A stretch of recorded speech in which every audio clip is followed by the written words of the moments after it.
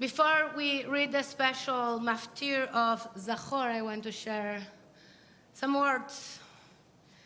As you know, as many of you know, we are going to read now from the book of Deuteronomy, chapter 25, verse 17, which in your Chumash is on page 1135.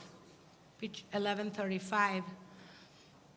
And we will read three verses that are read on the Shabbat before Purim. This is part of the 4 special Shabbatot before Passover, 2 before Purim, 2 after. Yes, Passover is in a month, just telling you. Yeah.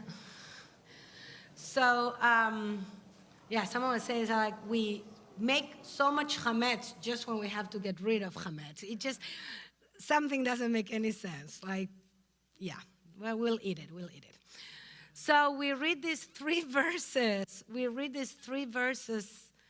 On book of Deuteronomy. Zachor et asher asa lecha Amalek baderech betzetchem mimitzrayim. Remember what Amalek did to you on your journey after you left Egypt.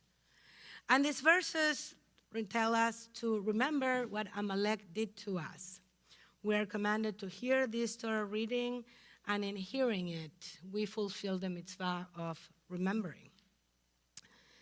We read it traditionally before Purim because of the connection to Haman, that Megillah calls him Ha-Agagi, the Haggagite, who is Agag, is the king of Amalek.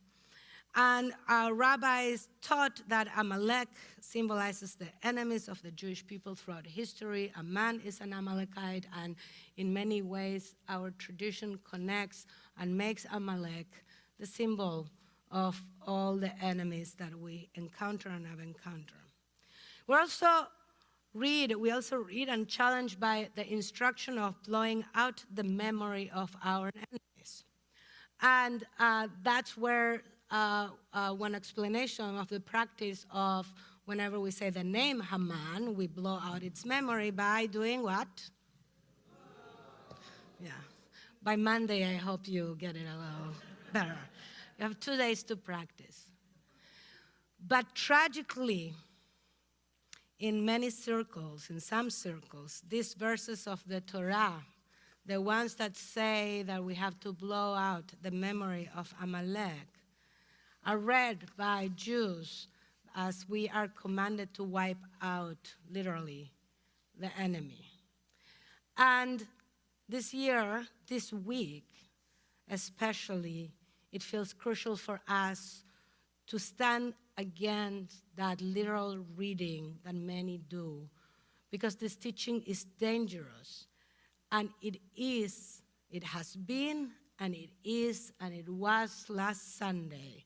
And I have not looked at the news this Shabbat, but I spoke to some people in Israel that were very nervous about what will happen this Shabbat.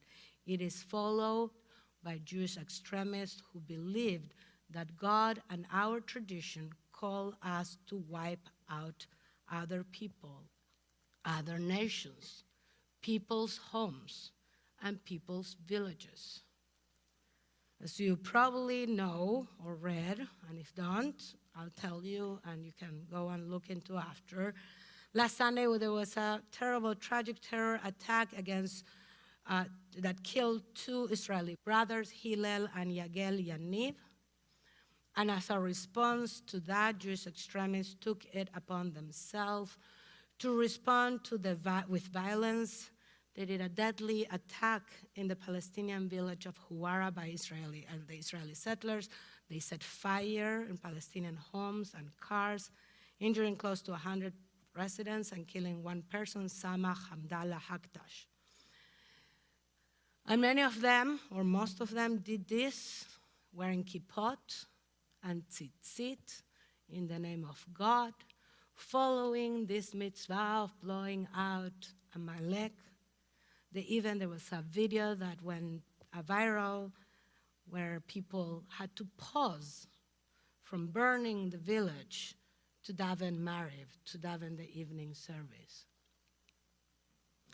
Some say that those who carry out the pogrom in Huwara are wild weeds, but At this moment, we need to say this is not true. These are not people acting spontaneously as anger about a terror attack.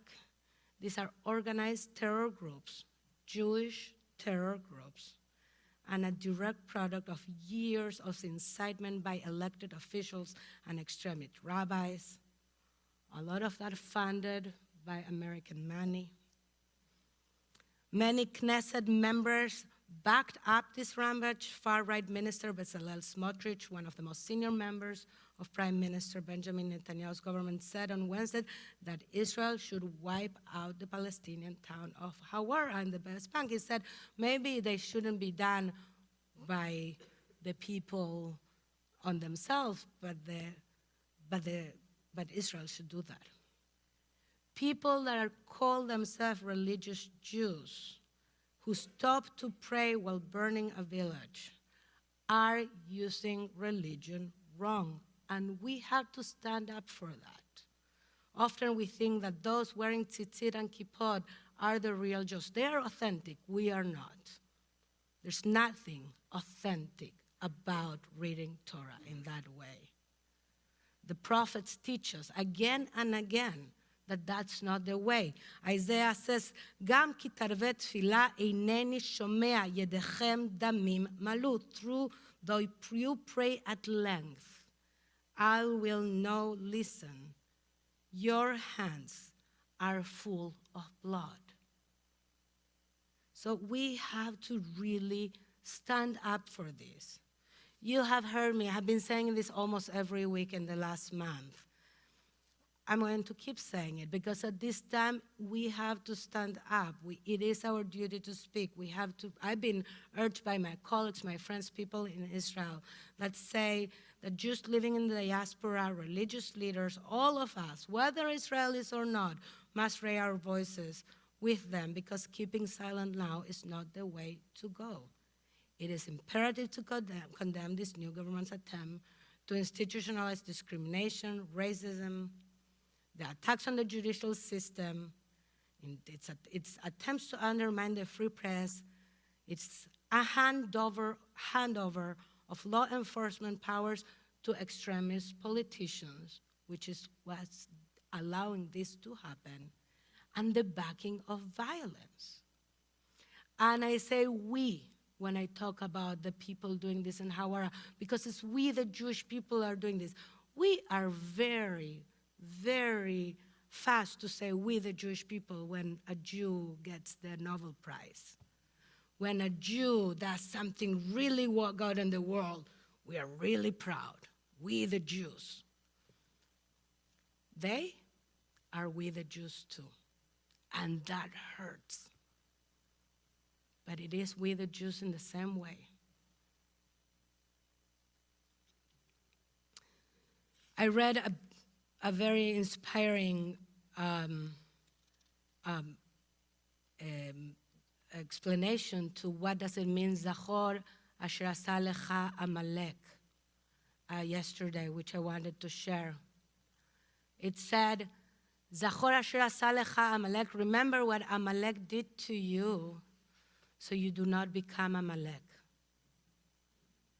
Remember what Amalek did to you, so we do not become Amalek.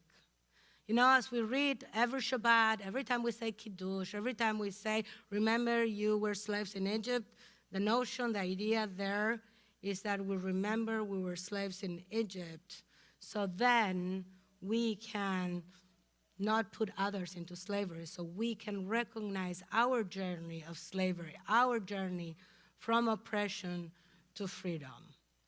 So remember what Amalek did to you, so we do not become Amalek. Remember what does it mean that there is Amalek in this world. And remember that each and every one of us has the potential becoming Amalek. Amalek is not out there. Amalek is in us. And we're witnessing right now what that looks like. Monday is going to be Ta'anit Esther. This is the fast of Esther, which is one of the small fasts in Jewish tradition, which is based on the story where Esther decides to fast and ask the Jewish people to do so for 3 days before she goes to see the king.